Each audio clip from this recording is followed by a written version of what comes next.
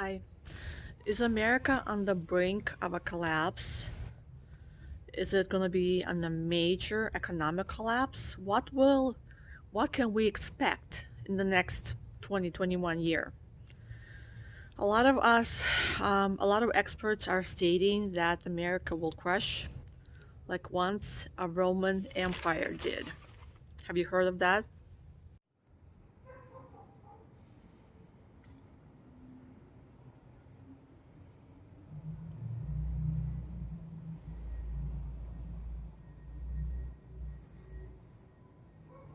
So the Roman Empire was the strongest for a long time until the fall of it, and after that, the plague came.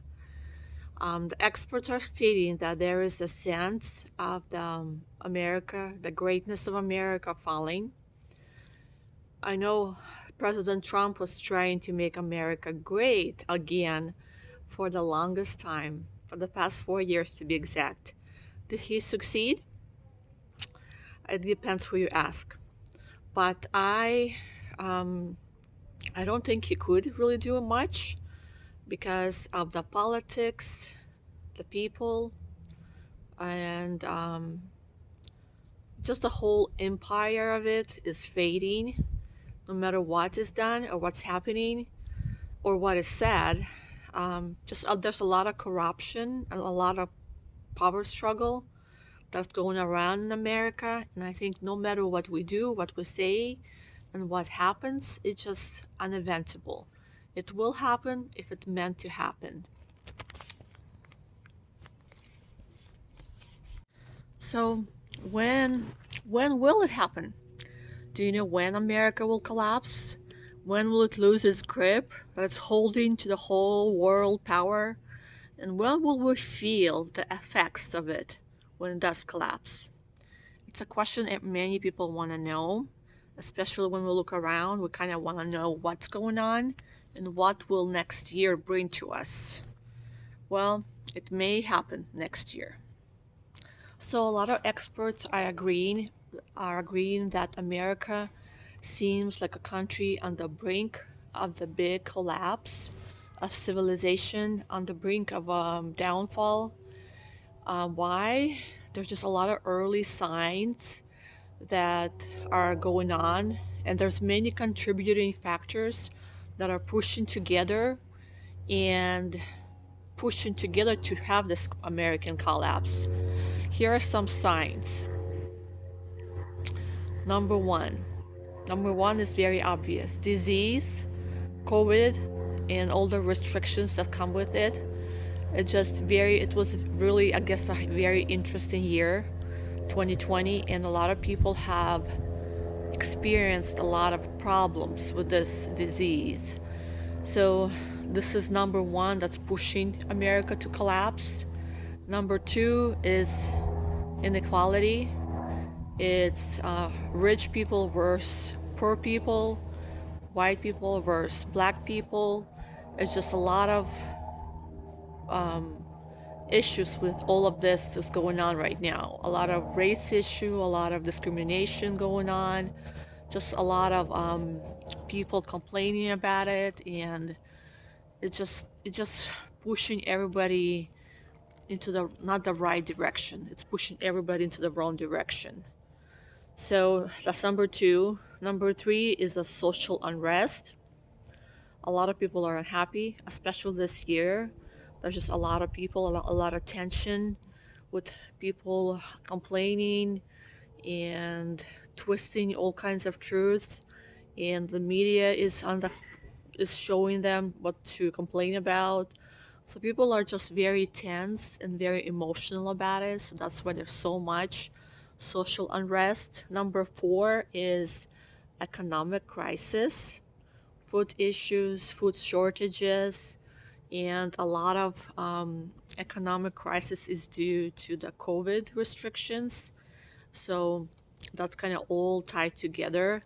But when you bring it all together, it shows that something is happening.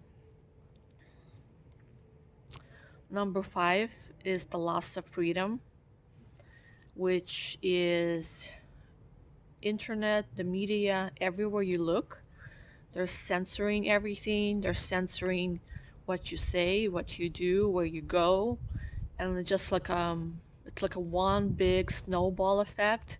It's happening, and people are finding it's hard to pinpoint exactly what you can say and what you shouldn't be saying.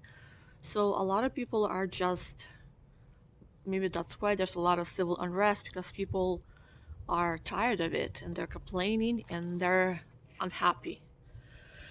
Um, Number six is problems, divisions, media, just a lot of, most, I guess more like of the inequality. It's a lot of problems like that too. And there's a lot of division in the land. There's no common ground. People are upset about different things, and the lack of vision as a whole. Like people lost that whole USA, that is the great country ever. I think they lost that, and they're instead of striving for that, they lost common. Like I know in the past, no matter who's the president, everybody supported him, but this past 4 years, it wasn't like that. So it's I think it was just on the brink of falling down. So just having this kind of president, it's just made everybody more upset.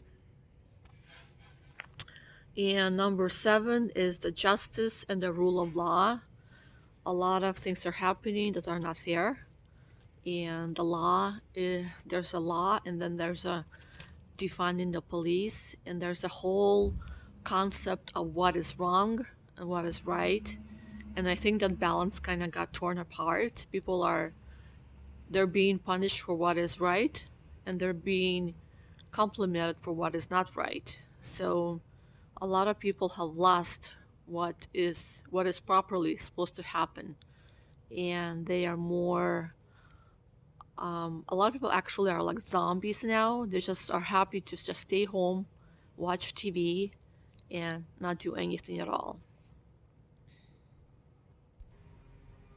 So there's a lot of talk about socialism, how everything should be equal and everything should be fair, and it's a viewpoint almost like based on communism. So it just, I guess they're stating that everything should be equal. Everything in America should be the same, and they're pushing for that, almost like in Venezuela, I think. That's where it happened. Like a lot of commotion happened recently. It was very good country and very rich, but now it's very on the brink of very poor, and a lot of people are having issues there right now. So I guess here in America as well, with so many blessings and so many good things in this country, people are pushing for to make it a sad place, to make it almost like a socialism country, I guess. And that can trigger a lot of issues as well. So, what should we do? The best way is to be prepared, of course. It's to, no matter what happens, just being prepared. Having everything that you need to stay safe, to have food on the table, to have water, have electricity, or just basic needs that you need, medicine, and because you never know what will trigger this, and especially big cities. As I believe it's not a good place to stay in a big city right now. Because when the collapse comes, the big cities will be mostly affected, and a lot of people will survive on the outskirts of town. But I guess we never know until we see it happen. And in my viewpoint, I believe that something drastic will bring this collapse. For instance, something like some kind of attack from a different country could trigger that, or a huge earthquake.